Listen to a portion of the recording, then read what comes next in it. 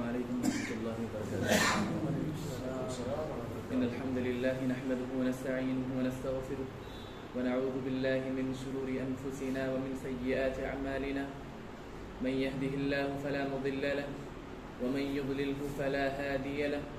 وأشهد أن لا إله إلا الله وحده لا شريك له وأشهد أن محمدا عبده ورسوله. أما بعد، فإن خير الحديث كتاب الله وخير الهدي هدي محمد صلى الله عليه وسلم وشر الأمور محدثاتها وكل محدثة بدعة وكل بدعة ضلالة وكل ضلالة في النار. فأعوذ بالله السميع العليم من الشيطان الرجيم. يا أيها الذين آمنوا اتقوا الله حق تقاته ولا تموتن إلا وأنتم مسلمون. يا أيها الناس اتقوا ربكم الذي خلقكم من نفس واحدة وخلق منها زوجها وبث منهما رجالا كثيرا ونساء واتقوا الله الذي تساءلون به والأرحام إن الله كان عليكم رقيبا. يا أيها الذين آمنوا اتقوا الله وقولوا قولا سديدا يصلح لكم أعمالكم ويغفر لكم ذنوبكم ومن يطع الله ورسوله فقد فاز فوزا عظيما. تمام تعریفیں، کبریائی، بڑائی، حمد و ثنا اس اللہ وحدہ لا شریک کے لیے لائق و زیبا ہے جس نے ہمیں اسلام جیسی عظیم نعمت سے مالا مال فرمایا اور بے شمار رحمتیں نازل ہوں ہمارے اور آپ کے نبی جناب محمد الرسول اللہ صلی اللہ علیہ وسلم پر، جنہیں اللہ رب العزت نے اس جہاں کے لیے رحمت بنا کر مبعوث فرمایا. اللهم صل على محمد وعلى آل محمد كما صليت على إبراهيم وعلى آل إبراهيم إنك حميد مجيد. محترم حاضرین، اللہ سبحانہ وتعالی اپنے کلام کے اندر ارشاد فرماتا ہے وَذَكِّرْ فَإِنَّ الذِّكْرَى تَنفَعُ الْمُؤْمِنِينَ. آپ مؤمنوں کو نصیحت کرتے رہیں کیونکہ نصیحت کرنا مؤمنوں کو فائدہ پہنچاتا ہے. آج کے اس درس میں انشاءاللہ جس عنوان پر ہم گفتگو کریں گے وہ عنوان ہے صحت اور تندرستی اور اپنے اوقات کی حفاظت کرنا. اللہ کے نبی صلی اللہ علیہ وسلم اپنے ایک حدیث میں ارشاد فرماتے ہیں نعمتان مغبون فیہما کثیر من الناس الصحت والفراغ. ایک چھوٹی سی مختصر سی حدیث ہے، لیکن اس حدیث کا معنی، اس کا مفہوم اتنا زیادہ ہے کہ انسان اگر اس کو کسی ایک کتاب کے اندر منحصر کرنا بھی چاہے تو نہیں کر سکتا. اسی لیے اللہ کے نبی صلی اللہ علیہ وسلم کے متعلق صحابہ اکرام فرماتے ہیں کہ آپ صلی اللہ علیہ وسلم کو جوامع الکلم عطا کیا گیا کہ آپ صلی اللہ علیہ وسلم جو بھی گفتگو کرتے، جو بھی نصیحتیں فرماتے، ان کے کلمات بہت ہی کم ہوا کرتے تھے. وہ باتیں کم کیا کرتے تھے، لیکن ان کے معنی و مفاہیم اتنے زیادہ ہوتے تھے کہ جس کا احصاء کرنا، جس کو شمار کرنا کسی کے بس کی بات نہیں. تو لہٰذا آپ صلی اللہ علیہ وسلم اس مختصر سی حدیث میں فرماتے ہیں نعمتان مغبون فیہما کثیر من الناس. دو نعمتیں ایسی ہیں جس کے متعلق انسانوں میں زیادہ تساہل پایا جاتا ہے، جس کے متعلق انسان زیادہ دھوکے میں ہے. مغبون معنی یہ جو لفظ ہے یہ غبن سے اس میں مفعول ہے. غبن جس کا معنی آتا ہے دھوکے میں ہونا. جیسے کبھی کبھار جو تاجر ہوتا ہے کبھی کبھار اسے دھوکا ہوتا ہے. مثلا آپ یہ سمجھ لیں کہ کوئی چیز ہے کسی تاجر کے پاس، اس کو 10,000 میں جو ہے اس کو بیچنا ہے، لیکن کوئی تاجر اس کو 1,000 میں بیچتا ہے. ہاں، آگے والا جو خریدار ہوتا ہے اسے دھوکا دیتا ہے، تب کہتے ہیں کہ غبن التاجر، تاجر کو دھوکا دیا گیا. اسی طریقے سے انسان ان دو نعمتوں کے تعلق سے سب سے زیادہ دھوکے میں ہے. اور دو نعمتیں کیا ہیں؟ الصحت والفراغ. سب سے پہلی نعمت صحت ہے، صحت و تندرستی ہے، ہیلتھ ہے. اور دوسری جو نعمت ہے وہ فراغ ہے، خالی ٹائم، اپنے اوقات ہیں. تو اللہ کے نبی صلی اللہ علیہ وسلم فرماتے ہیں کہ ان دو نعمتوں کے متعلق انسان سب سے زیادہ دھوکے میں ہے. ان دو نعمتوں کا انسان سب سے زیادہ ناشکرا ہے. جو صحت کی جو نعمت ہے یہ اللہ سبحانہ و تعالیٰ کی سب سے بڑی نعمت ایمان کے بعد سب سے بڑی نعمت جس کا درجہ آتا ہے وہ صحت کا آتا ہے کہ انسان کو اللہ سبحانہ و تعالیٰ نے سب سے پہلے ایمان کی نعمت عطا فرمائی، مسلمان بنایا، یہ دنیا کی سب سے بڑی نعمت ہے، لیکن اس کے بعد جو نعمت اللہ تعالیٰ جو انسان کو مہیا کرتا عطا فرماتا ہے وہ صحت ہے، کیونکہ صحت ایک ایسی چیز ہے جب انسان اس کی قدر کرتا ہے تو اللہ سبحانہ و تعالیٰ کی عبادات کرتا ہے، لیکن جو انسان صحت کی قدر نہیں کرتا، صحت کو فراموش کرتا ہے، اس سے غافل ہو جاتا ہے، تو انسان دنیاوی چیزوں میں مبتلا ہو جاتا ہے، دنیاوی اغراض کے لیے اپنی زندگی کو ضائع کرتا ہے۔ اس کے متعلق فرماتے ہیں کہ کہا جاتا ہے کہ صحت اتنی بڑی عظیم نعمت ہے کہ اگر دنیا کوئی بھی بڑا تاجر کیوں نہ ہو، بہت ہی بڑا امیر کیوں نہ ہو، لیکن جب کوئی بھی امیر انسان صحت کو کھو دیتا ہے، بیماری میں مبتلا ہو جاتا ہے، اور اس کے سامنے کوئی ایسا فقیر آ جائے جس فقیر کے پاس دنیاوی مال و دولت کچھ نہ ہو لیکن اس کے پاس صحت ہو، تندرستی ہو، تو ایک بار وہ بھی سوچتا ہے کہ کاش میں اس فقیر کی جگہ پر ہوتا۔ صحت اتنی بڑی چیز ہے۔ عربی میں ایک مقولہ ہے جس میں کہا جاتا ہے کہ الصحة تاج على رؤوس الأصحة لا يراها إلا المرضى، کہ صحت جو ہے ایک تاج ہے جو تمام صحت مندوں کے سروں پر ہوتا ہے، لیکن اسے دیکھتا کون ہے؟ لا يراها إلا المرضى، صرف اس کو مریض اور بیمار لوگ ہی اس کو دیکھتے ہیں۔ یعنی صحت کا تاج تمام صحت مندوں کے سروں پر ہوتا ہے، لیکن اسے دیکھنے والا صرف مریض ہوتا ہے، جس کے پاس مرض ہے، جو بیماری میں مبتلا ہے، جو آدمی اپنا صحت کھو چکا ہے، اسی کو صحت کا اصل قدر معلوم ہوتا ہے۔ لوگوں کے پاس صحت و تندرستی ہوتی ہے لیکن انسان اس کی قدر و قیمت کو نہیں جانتا، اسی لیے اللہ تعالیٰ فرماتا ہے یوم یکشف عن ساق ویدعون الی السجود فلا یستطیعون، کہ قیامت کے روز اللہ سبحانہ و تعالیٰ بہت سارے لوگوں کو کہے گا کہ آؤ، اور اپنے پنڈلی سے جو ہے نا پردے کو ہٹا دے گا، لوگ چاہیں گے کہ ہم سجدہ کریں لیکن قیامت کے روز لوگ سجدہ نہیں کر پائیں گے۔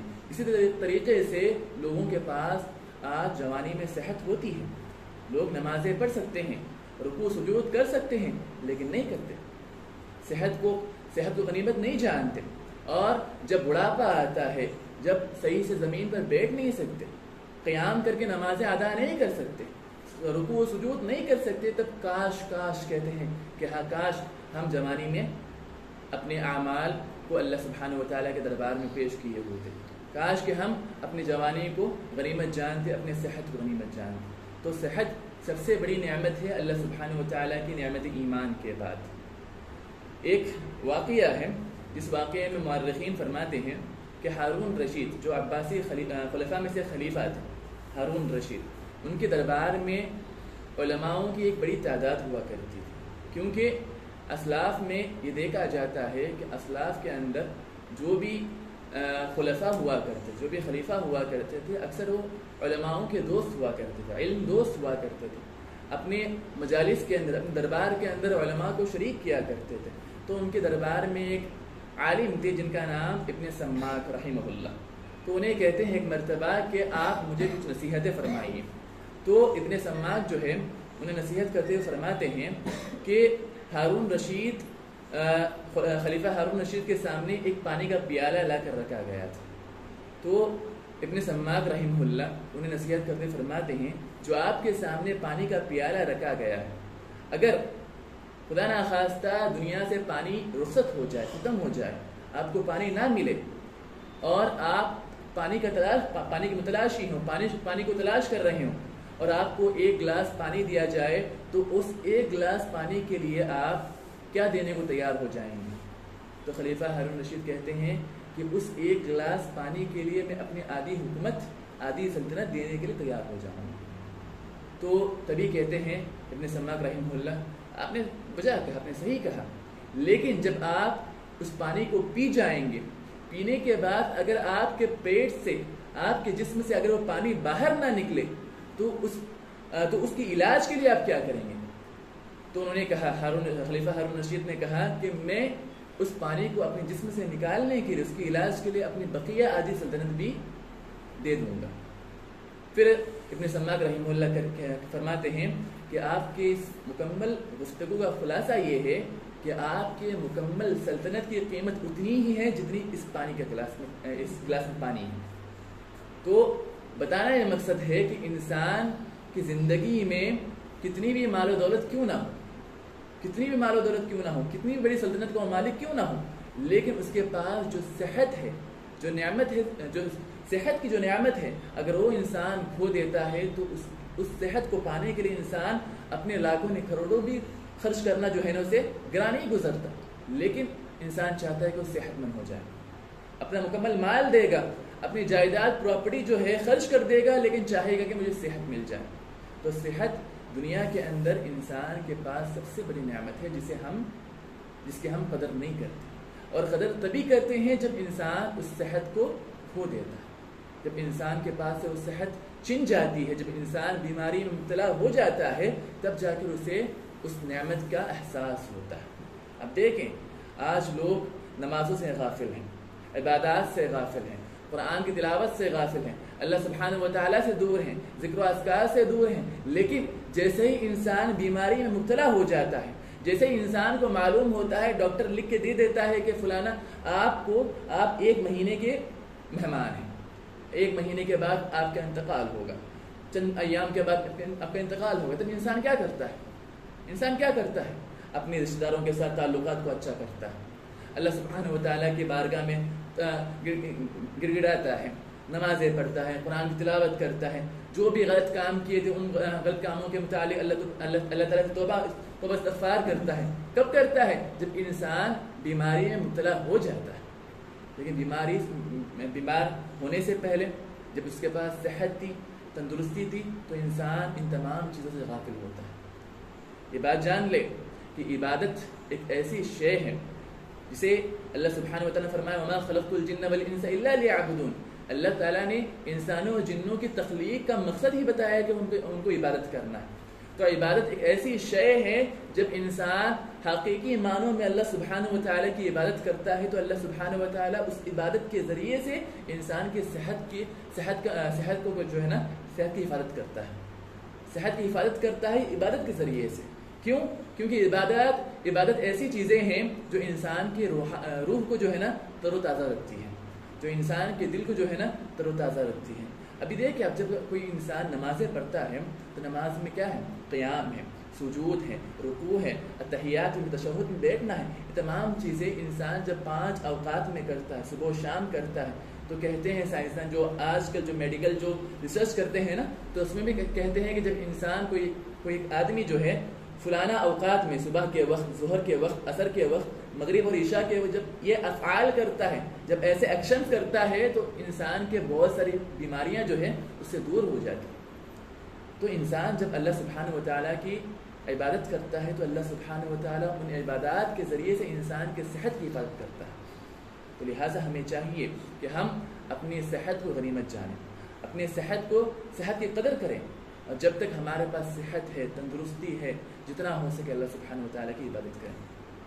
اور دیکھیں کہ علماء کرام فرماتے ہیں کہ جب کوئی انسان اپنی صحت مندی میں، تندرستی میں جب اللہ سبحانہ و تعالیٰ کی کوئی عبادت کرتا ہے، مستقل عبادت کرتا ہے، نمازوں کا پابند ہوتا ہے، قرآن کی تلاوت کا پابند ہوتا ہے، ذکر و اذکار کا پابند ہوتا ہے، لیکن جب انسان بیمار ہو جاتا ہے نا، بیمار ہو جانے کے بعد اللہ سبحانہ و تعالیٰ اس کے نامہ اعمال میں اسی طریقے سے عبادات کو لکھتا رہتا ہے جس طریقے سے وہ اپنے تندرستی کے حالت میں عبادت کیا کرتا تھا. جو انسان اپنے اچھے حالت میں، صحت مندی میں جب انسان اللہ سبحانہ و تعالیٰ کی عبادت کرتا ہے، مسلسل کرتا ہے، تو انسان جب بیمار ہو جاتا ہے تو بیمار ہونے کے باوجود جب بیمار ہوتا ہے تو انسان کے بہت سارے اعمال چھوٹ جاتے ہیں. انسان صحیح سے نمازیں نہیں پڑھ سکتا، کھڑے ہو کر نماز نہیں پڑھ سکتا. انسان جو چاشت کی نماز کا اہتمام کیا کرتا تھا وہ نہیں کر سکتا. جو انسان رمضان کے روزوں کا اہتمام کیا کرتا تھا وہ بڑھاپے میں نہیں کر سکتا. لیکن جو انسان مستقل اپنی صحت مندی کے اوقات میں، اپنے اچھے اوقات میں، تندرستی میں جب انسان ان تمام عبادات کو مسلسل کرتا ہے بنا کوتاہی کے، تو اللہ سبحانہ و تعالیٰ ان عبادات کے برکت پہ برکت سے جو ہے نا، جب وہ بیمار ہوتا ہے، جب ان افعال کو، ان عبادات کو نہیں کر سکتا، تب بھی اس کو ان کا اجر عطا فرماتا ہے، تب بھی ان کے نامہ اعمال میں ان عبادات کو لکھا جاتا ہے۔ تو لہٰذا ہمیں چاہیے کہ ان ایام میں جب ہمارے پاس صحت ہے، تندرستی ہے، کوئی بیماری میں ہم مبتلا نہیں ہیں، تو جتنا ہو سکے اللہ تعالیٰ کی عبادت کریں۔ جو ہم پر عبادت فرض ہیں، جس نماز کا پڑھنا، روزوں کا اہتمام کرنا، ذکر و اذکار کا کرنا، زکوٰۃ واجب و زکوٰۃ دینا، اس کے علاوہ جو بھی اعمال ہم کر سکتے ہیں، جتنا ہو سکے ہمیں ان اچھے ایام میں جب ہم تندرست ہیں، صحت مند ہیں، تو ہمیں کرنا چاہیے، تاکہ جب ہم بیمار ہو جائیں، جب ہم ان عبادات کو کرنے سے قاصر ہو جائیں، تب اللہ سبحانہ و تعالیٰ ان عبادات کے برکت سے ہمیں تب بھی اللہ سبحانہ و تعالیٰ اپنے ثواب اور اجر سے نوازے۔ اور اسی طریقے سے جو دوسری نعمت ہے جس میں اکثر لوگ دھوکے کا شکار ہیں، وہ ہے الفراغ، خالی اوقات۔ آج کل ہم کیا کرتے ہیں، جب بھی کوئی خالی وقت ملے ٹائم پاس کرتے ہیں، اور یہاں تک ہے کہ ہم ٹائم پاس کرنے کے لیے چیزوں کو تلاشتے ہیں کہ ہم ان اوقات کو ٹائم پاس کرنے کے لیے، یعنی پاس کرنے کے لیے کیا کریں۔ بہت سارے وقت ہوتے ہیں لوگوں کے پاس، تو سوچتے ہیں کہ ٹائم پاس کے لیے کیا کریں، گیمز کھیلیں وغیرہ وغیرہ، بہت ساری چیزیں ہوتی ہیں، لیکن انسان کا جو وقت ہوتا ہے یہ بڑا ہی بابرکت ہوتا ہے جب انسان اس وقت کی قدر کرتا ہے، جب وہ اسے وقت کا احساس ہوتا ہے۔ اگر ہم اسلاف کے زندگیوں کا مطالعہ کریں گے تو ہم دیکھتے ہیں کہ اسلاف کی زندگیوں میں بہت برکت تھی۔ آپ کو ایک مثال دوں میں، ابن قیم رحمہ اللہ اپنے حج کے سفر میں جب نکلتے ہیں، اور جب دوبارہ حج کر کے جب گھر پہنچتے ہیں تو ان کے پاس ایک ضخیم کتاب ہوتی ہے۔ وہ کہتے ہیں کہ اس کتاب کو میں نے اپنے حج کے سفر میں تالیف کیا ہے، لکھا ہے، اور اس کتاب کا نام ہے زاد المعاد، اور وہ کتاب آج کے اس زمانے میں 7 جلدوں میں، 7 ویلیوم میں جو ہے نا چھپی ہوئی ہے، 7 جلدوں میں۔ اور اس زمانے میں جو سفر ہوا کرتا تھا وہ سفر بڑا ہی مشقت والا ہوا کرتا تھا، اور اسی کے متعلق ایک مقولہ بھی ہے، السفر عذاب، کہا کرتے تھے، کیا کہتے تھے لوگ، السفر عذاب، کہ اس زمانے میں جو سفر ہوا کرتا تھا وہ عذاب کے مانند تھا، کہ انسان کے پاس سواری نہیں ہوتی، اگر سواری بھی ہوتی سواری کے بھی مشاکل ہوا کرتے تھے، صحیح سے کھانا پینا نہیں، ٹھہرنے کے لیے کوئی گھر نہیں، تو بہت سارے مشاکل اسفار میں، سفروں میں ہوا کرتے تھے۔ لیکن ابن قیم رحمہ اللہ اسی سفر کے دوران اپنی ایک کتاب تعریف کرتے ہیں، اپنی کتاب کو لکھتے ہیں جس کا نام زاد المعاد ہے، اور جس کی موٹائی کتنی ہے، 7 جلد۔ اگر ہم دیکھیں گے تو اس کی موٹائی اتنی لمبی ہوگی، اتنی موٹی ہوگی، تو وہ کتاب لکھتے ہیں بس ایک ہی سفر کے اندر۔ اور آج اگر آدمی جو ہے نا اتنے کتاب لکھنا چاہے تو اس کی زندگی نکل جائے گی، لیکن وہ اتنی موٹی کتاب نہیں لکھ پائے گا۔ اسی طریقے سے امام نووی رحمہ اللہ کے بارے میں علماء لکھتے ہیں کہ امام نووی رحمہ اللہ کو 45 سال کی عمر نصیب ہوئی تھی، 45 سال کی عمر میں ان کا انتقال ہوا، اور امام نووی رحمہ اللہ وہ عالم ہیں جنہوں نے صحیح مسلم کی شرح کی منہاج کے نام سے۔ تو امام نووی رحمہ اللہ کی جتنی بھی تعلیفات ہیں، جتنی بھی کتابیں انہوں نے لکھی ہیں، اگر کوئی انسان ان تمام کتابوں کو پڑھنا بھی چاہے تو اس کی ساری زندگی نکل جائے گی، وہ کتابوں کو نہیں پڑھ پائے گا، لیکن امام نووی رحمہ اللہ نے اسے بس 35 سالہ زندگی میں لکھ لیا۔ تو یہ اسلاف کی زندگی تھی جس میں اللہ سبحانہ و تعالیٰ نے برکت رکھی تھی، ان کی زندگی میں برکت تھی، اور برکت ہونے کی وجہ بھی یہ تھی کہ وہ اسلاف جو ہے اپنی زندگیوں میں اپنے وقت کی قدر کیا کرتے تھے، اپنے اوقات کا احساس انہیں تھا، اور آج ہمارے اندر وہ نہیں ہے، میں ہوں یا آپ ہوں، ہماری زندگیوں کے اندر جو ہمیں اوقات اللہ سبحانہ و تعالیٰ نے نصیب فرمائی ہیں، ہم اس کی بڑی ناقدری کرتے ہیں، ہم اسے ضائع کرتے ہیں، اور جو حق اللہ سبحانہ و تعالیٰ نے اپنے متعلق ہمارے اوپر عائد کیا ہے، کہ اللہ سبحانہ و تعالیٰ جو حق ہمارے اوپر ہے کہ ہم اللہ سبحانہ و تعالیٰ کی عبادت کریں، ہم اس میں بھی کوتاہی کرتے ہیں۔ تو لہٰذا یہ 2 نعمتیں جو اللہ سبحانہ و تعالیٰ کی عظیم تر نعمتیں ہیں، نعمت صحت اور نعمت فراغ، اپنے خالی اوقات کو اچھے کاموں میں استعمال کرنا، تو ہمیں چاہیے کہ ہم ان دونوں نعمتوں کی قدر کریں۔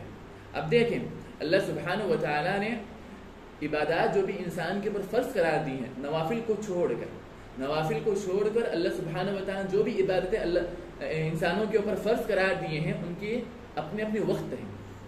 اللہ تعالیٰ کیا فرماتا ہے؟ ان الصلاۃ کانت علی المؤمنین کتابا موقوتا، کہ اللہ تعالیٰ نے انسانوں کے اوپر جو نمازیں فرض قرار دی ہیں وہ اپنے اپنے وقتوں پر فرض ہیں. فجر کی نماز فجر کے وقت میں، ظہر کی ظہر کے وقت میں. تو اللہ سبحانہ و تعالیٰ جو بھی عبادتیں انسان کے اوپر فرض قرار دی ہیں وہ تمام عبادتوں کے اپنے اپنے اوقات ہیں. رمضان کے روزے رمضان میں ہوں گے، شوال میں نہیں ہوں گے. اور حج کے بھی اپنے اوقات ہیں.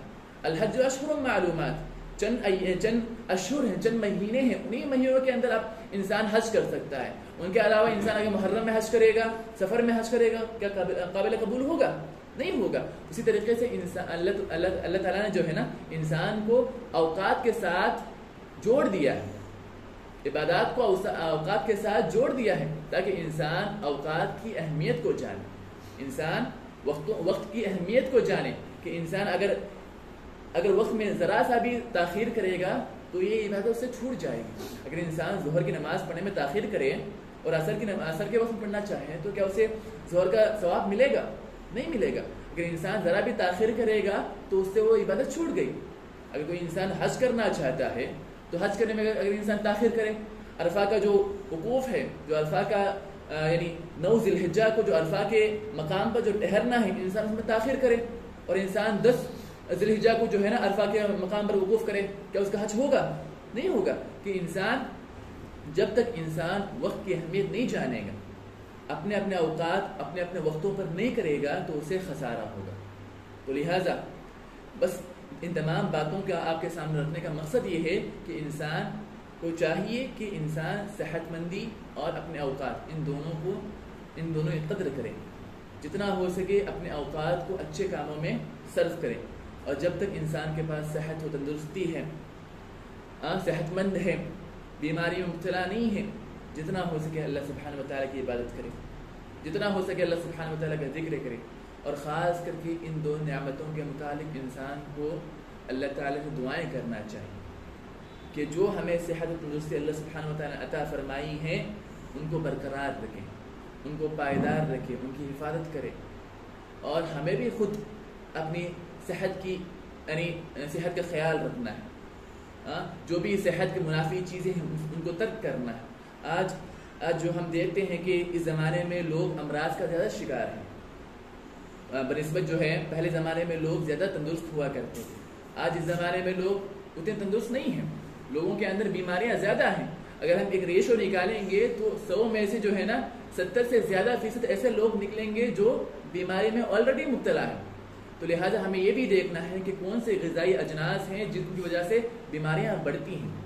آج ہماری زندگی میں فاسٹ فوڈ جیسے بہت ساری بیکار چیزیں ہیں، کولڈ ڈرنک جیسے بیکار چیزیں ہیں جن کو انسان زیادہ کنزیوم کر کے، زیادہ پی کر جو ہے زیادہ کھا کر اپنے صحت کو برباد کرتا ہے.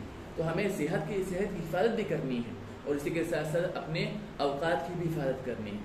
جتنا ہو سکے اللہ تعالیٰ کی عبادت کرنی ہے. دیکھیں یہ نعمتیں جب اللہ تعالیٰ کسی کو دیتا ہے تو نعمتوں کے متعلق اللہ تعالیٰ چاہتا ہے کہ انسان ان نعمتوں کی خود حفاظت کرے. اللہ تعالیٰ انسان کی مدد اس وقت کرتا ہے جب انسان خود اس کے متعلق کوشش کرتا ہے. اگر ہم خود سے اپنی صحت کے متعلق جو ہے نا صحت کا خیال رکھیں گے، صحت کے متعلق جو ہے متجسس ہو جائیں گے، تب اللہ سبحانہ و تعالیٰ بھی ہماری صحت کی حفاظت کرے گا. اور اسی کے ساتھ ساتھ جب ہم اپنے اوقات کی حفاظت کریں گے اور اپنے اوقات کو اچھے کاموں میں صرف کرنے کی کوشش کریں گے تب اللہ سبحانہ و تعالیٰ بھی ہمیں اپنی خوب عبادت کرنے کی توفیق عنایت فرمائے گا. آخر میں دعا ہے کہ اللہ تعالیٰ ہم تمام کو اپنے صحت اور اپنے خالی اوقات کو غنیمت جانتے ہوئے اللہ سبحانہ و تعالیٰ کی خوب عبادت کرنے کی توفیق عنایت فرمائے. جب تک زندہ رکھے، ایمان پر زندہ رکھے، اور جب ہمیں موت آئے تب ہماری موت بھی ایمان پر آئے. آمین. السلام علیکم ورحمۃ اللہ وبرکاتہ.